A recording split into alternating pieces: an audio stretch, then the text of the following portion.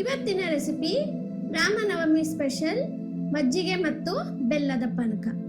ರಾಮನವಮಿ ಇಂದಾಗ ಎಲ್ಲಾ ಕಡೆನೂ ಸಹ ಈ ಬೆಲ್ಲದ ಪಾನಕ, ಆಮೇಲೆ ಹೆಸರುಬೇಳೆ ಕೋಸಂಬರಿ ಮತ್ತು ಮಜ್ಜಿಗೆ ಇದು ಮೊದ್ಲಿಂದನೂ ಮಾಡ್ಕೊಂಡ್ ಬಂದಿರೋದು ಒಂದು ವಾಡಿಕೆ ಅಂತ ಹೇಳ್ಬೋದು. ಆ ಸಮಯದಲ್ಲಿ ಮನೇಲಿ ಯಾವುದೇ ಅತಿಥಿಗಳು ಬರ್ಲಿ, ಯಾರೇ ಬರ್ಲಿ, ಅವಾಗ್ಲೂ ಸಹ ಈ ಮಜ್ಜಿಗೆ ಪಾನಕನೆಲ್ಲ ಕೊಡ್ತಾರೆ. ಅಷ್ಟೇ ಅಲ್ಲ, ನಾವು ನೋಡ್ಬೋದು ರಾಮನವಮಿ ದಿವಸ ನಾವು ಹೊರಗಡೆ ಓಡಾಡ್ತಾ ಇದ್ದಾಗ ದೇವಸ್ಥಾನಗಳ ಮುಂದೆ ಇರ್ಬೋದು, ಬೇರೆ ಕಡೆ ಎಲ್ಲರೂ ಕಡೆನೂ ಸಹ ಏನ್ ಮಾಡ್ತಾರೆ, ರಾಮನವಮಿ ಸ್ಪೆಷಲ್ ಅಂತಾನೆ ಎಲ್ಲಾ ಕಡೆ ಪಾನಕ ಮಜ್ಜಿಗೆಗಳನ್ನ ಕೊಡ್ತಾನೆ ಇರ್ತಾರೆ. ಅದನ್ನ ನೀವು ನೋಡಿರ್ಬೋದು.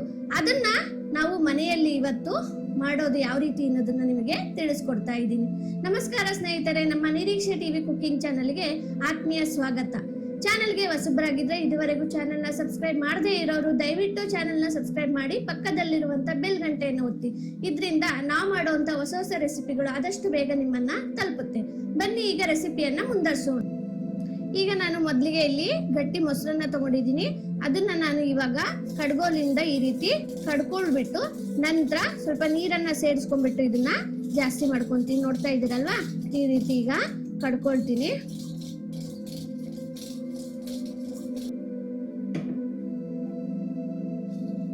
ಕಾಣಿಸ್ತಾ ಇದೆಯಲ್ವಾ? ಈಗ ಇದಕ್ಕೆ ಸ್ವಲ್ಪ ನಾನು ನೀರನ್ನ ಸೇರಿಸ್ಕೊಳ್ತಾ ಇದ್ದೀನಿ. ಈಗ ಇದನ್ನ ನಾನು ಸ್ಟ್ರೈನರ್ ಇಟ್ಕೊಂಡು ಸೋಸ್ಕೊಳ್ತೀನಿ. ಯಾಕೆಂದ್ರೆ ಇದರಲ್ಲಿ ಸ್ವಲ್ಪ ತರಿ ತರಿ ಹಂಗಿರುತ್ತಲ್ಲ, ಅದಕ್ಕೋಸ್ಕರ ಅದನ್ನ ಕ್ಲೀನ್ ಆಗಿ ನಾನು ಸೋಸ್ಕೊಳ್ತೀನಿ. ನೋಡ್ತಾ ಇದ್ದೀರಲ್ವಾ, ಈಗ ಅದನ್ನ ನಾನು ಸ್ಟ್ರೈನರ್ ಇಂದ ಸೋಸ್ಕೊಂಡಿದ್ದೀನಿ. ಸ್ವಲ್ಪ ನೀರನ್ನ ಜಾಸ್ತಿ ಹಾಕೊಂಡು ತೆಳುವಾಗಿ ಮಾಡ್ಕೊಂಡಿದ್ದೀನಿ. ಈಗ ಇದಕ್ಕೆ ನಾವು ಮೆಣಸಿನಕಾಯಿ ಮತ್ತೆ ಬೆಳ್ಳುಳ್ಳಿ, ಶುಂಠಿ ಅದೆಲ್ಲದನ್ನ ಕುಟ್ಕೊಂಡು ಅದರ ರಸವನ್ನು ಸಹ ಮಿಕ್ಸ್ ಮಾಡ್ಕೊಳ್ಳೋಣ. ಈಗ ಇಲ್ಲಿ ನಾನು ಒಂದು ಎಸ್ಲಷ್ಟು ಕರಿಬೇವು ಸೊಪ್ಪನ್ನ ತಗೊಂಡಿದ್ದೀನಿ, ಒಂದು ಗ್ರೀನ್ ಚಿಲ್ಲಿಯನ್ನ ತಗೊಂಡಿದ್ದೀನಿ, ಒಂದು 4 ಎಸ್ಲು ಬೆಳ್ಳುಳ್ಳಿಯನ್ನ ತಗೊಂಡಿದ್ದೀನಿ, 1 ಇಂಚಷ್ಟು ನಾನು ಇಲ್ಲಿ ಶುಂಠಿಯನ್ನ ತಗೊಂಡಿದ್ದೀನಿ. ಇದೆಲ್ಲದನ್ನು ಕ್ಲೀನ್ ಆಗಿ ಚಚ್ಕೊಳ್ಬೇಕು. ಈಗ ಈ ಕುಟಾಣಿಯಿಂದ ಕ್ಲೀನ್ ಆಗಿ ಇದನ್ನ ಚಚ್ಕೊಳ್ತೀನಿ. ಕಾಣಿಸ್ತಾ ಇದೆಯಲ್ವಾ? ಈ ರೀತಿ ಚಚ್ಕೊಳ್ಬೇಕು.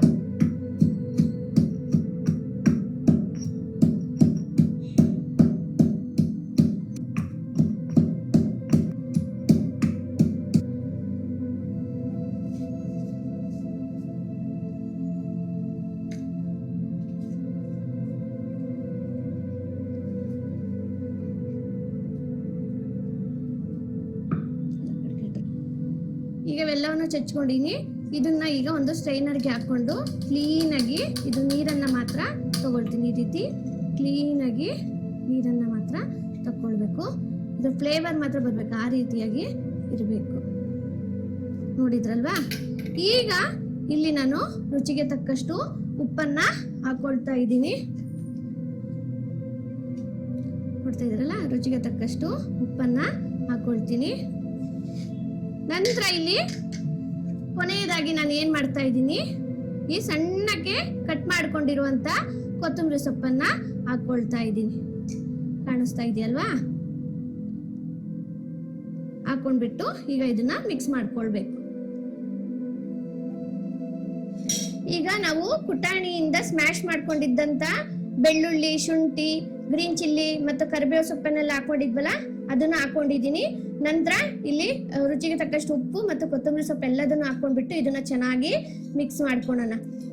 ರಾಮನವಮಿನ ನಾವು ವರ್ಷನೂ ಆಚರಿಸ್ತೀವಿ, ಆದ್ರೆ ಈ ವರ್ಷ ಇನ್ನೂ ವಿಶೇಷ ಅಂತಾನೆ ಹೇಳ್ಬೋದು. ಯಾಕೆಂದ್ರೆ ನಮ್ಮ ಎಷ್ಟೋ ವರ್ಷಗಳ ಕನಸು ನನಸಾಗಿದೆ. ಅಯೋಧ್ಯೆಯಲ್ಲಿ ಈ ವರ್ಷ ನಾವು ರಾಮ ಮಂದಿರವನ್ನ ಸ್ಥಾಪನೆ ಮಾಡಿದೀವಲ್ಲ, ಆದ್ರಿಂದ ಎಲ್ಲಾ ವರ್ಷಕ್ಕಿಂತ ಈ ವರ್ಷ ತುಂಬಾ ವಿಶೇಷನೇ ಅಂತಾನೆ ಹೇಳ್ಬೋದು. ನೋಡಿದ್ರಲ್ವಾ? ಈಗ ಮಜ್ಜಿಗೆ ರೆಡಿ ಆಗಿದೆ. ಇದನ್ನ ಈಗ ಬೇರೆ ಒಂದು ಬೌಲಿಗೆ ಸರ್ವ್ ಮಾಡ್ಕೊಳ್ಳೋಣ.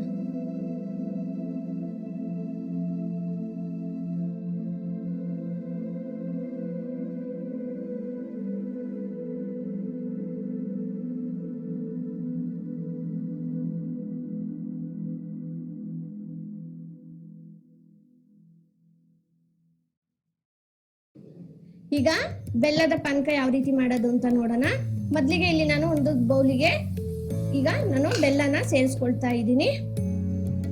ಈಗ ಅದಕ್ಕೆ ನಾನು ಒಂದು ಲೋಟದಷ್ಟು ನೀರನ್ನ ಸೇರಿಸ್ಕೊಳ್ತಾ ಇದ್ದೀನಿ. ಇದು ಸ್ವಲ್ಪ ಕರಗಬೇಕು. ಈಗ ನೋಡ್ತಾ ಇದ್ದೀರಲ್ವಾ, ಬೆಲ್ಲ ಕರಗಿದೆ. ಈಗ ಇದಕ್ಕೆ ನಾನು ಸ್ವಲ್ಪ ಒಂದು 1/2 ಟೀ ಸ್ಪೂನ್ ಅಷ್ಟು ಶುಂಠಿ ಪುಡಿಯನ್ನ ಹಾಕೊಳ್ತಾ ಇದ್ದೀನಿ. ನೀವು ಶುಂಠಿ ಪುಡಿ ಇಲ್ಲ ಅಂದ್ರೆ ಶುಂಠಿನ ಚಚ್ಕೊಂಡ್ಬಿಟ್ಟು ಸಹ ನೀವು ಹಾಕೊಳ್ಬಹುದು. ನಂತರ ಇಲ್ಲಿ ನಾನು 1/2 ಟೀ ಸ್ಪೂನ್ ಅಷ್ಟು ಮೆಣಸಿನ ಪುಡಿ ಅಂದ್ರೆ ಪೆಪ್ಪರ್ ಪೌಡರ್ನ ಹಾಕೊಳ್ತಾ ಇದ್ದೀನಿ. ಜೊತೆಗೆ ನಾನು ಸ್ವಲ್ಪ ನಿಂಬೆ ಹಣ್ಣಿನ ರಸವನ್ನ ಹಿಂಡ್ಕೊಳ್ತಾ ಇದ್ದೀನಿ. ಈ ಶುಂಠಿ ಪುಡಿ ಹಾಕೊಳ್ಳೋದ್ರಿಂದ ಡೈಜೆಷನ್ ಚೆನ್ನಾಗಾಗುತ್ತೆ. ಅಷ್ಟೇ ಅಲ್ಲದೆ ಈ ಪಾನಕ ತುಂಬಾ ತಂಪು, ದೇಹಕ್ಕೆ ತಂಪು ಅಂತಾನೆ ಹೇಳ್ಬೋದು. ನೋಡಿದ್ರಲ್ವಾ, ಇದೆಲ್ಲದನ್ನು ಮಿಕ್ಸ್ ಮಾಡ್ಕೊಂಡ್ರೆ ಈ ಬೆಲ್ಲದ ಪಾನಕ ರೆಡಿ. ಇದನ್ನ ಈಗ ನಾವು ಒಂದು ಬೌಲಿಗೆ ಸರ್ವ್ ಮಾಡ್ಕೊಳ್ಳೋಣ. ನೋಡಿದ್ರಲ್ವಾ ಸ್ನೇಹಿತರೆ, ರಾಮನವಮಿ ವಿಶೇಷ ಬೆಲ್ಲದ ಪಾನಕ ಮತ್ತು ಮಜ್ಜಿಗೆ ರೆಡಿ ಆಗಿದೆ. ಈ ರೆಸಿಪಿ ನಿಮಗೆ ಇಷ್ಟವಾಗಿದ್ರೆ ಲೈಕ್ ಮಾಡಿ, ಶೇರ್ ಮಾಡಿ. ನಿಮ್ಮ ಈ ಲೈಕ್ ಮತ್ತು ಶೇರ್ಗಳು ನಮಗೆ ಇದೇ ತರಹದ ಹೊಸ ಹೊಸ ರೆಸಿಪಿಗಳನ್ನ ಮಾಡುವಲ್ಲಿ ನಮ್ಮನ್ನ ಉರಿದುಂಬಿಸುತ್ತೆ. ಸಾಧ್ಯವಾದ್ರೆ ಕಮೆಂಟ್ ಸೆಕ್ಷನ್ ಅಲ್ಲಿ ನಿಮ್ಮ ಅಭಿಪ್ರಾಯ ಅನಿಸಿಕೆಗಳನ್ನ ತಿಳಿಸಬಹುದು. ಜೊತೆಗೆ ನಿಮ್ಮ ಇಷ್ಟವಾದಂತ ರೆಸಿಪಿ ಯಾವ್ದಾದ್ರು ಇದ್ರೆ ನೀವು ಕಮೆಂಟ್ ಮೂಲಕ ತಿಳಿಸಬಹುದು. ಅದನ್ನ ಮುಂದಿನ ದಿನಗಳಲ್ಲಿ ನಮ್ಮ ರೆಸಿಪಿಗಳಲ್ಲಿ ನಾವು ಮಾಡುವಂತ ಒಂದು ಪ್ರಯತ್ನವನ್ನ ಮಾಡ್ತೀವಿ. ಸೋಷಿಯಲ್ ಮೀಡಿಯಾಗಳಾದ ಫೇಸ್ಬುಕ್, ವಾಟ್ಸ್ಆಪ್, ಇನ್ಸ್ಟಾಗ್ರಾಮ್ ನಲ್ಲೂ ನಮ್ಮ ನಿರೀಕ್ಷೆ ಟಿವಿ ಕುಕಿಂಗ್ ಚಾನೆಲ್ ನ ಪೇಜ್ ಅವೈಲೇಬಲ್ ಇದೆ. ಅಲ್ಲೂ ಸಹ ನಮ್ಮನ್ನ ಬೆಂಬಲಿಸುವ ಮೂಲಕ ಸಪೋರ್ಟ್ ಮಾಡಬಹುದು. ಸರಿ ಸ್ನೇಹಿತರೆ, ಇದೇ ತರಹದ ಮತ್ತೊಂದು ಹೊಸ ರೆಸಿಪಿಯೊಂದಿಗೆ ಮತ್ತೆ ಸಿಗೋಣ. ನಮಸ್ಕಾರ.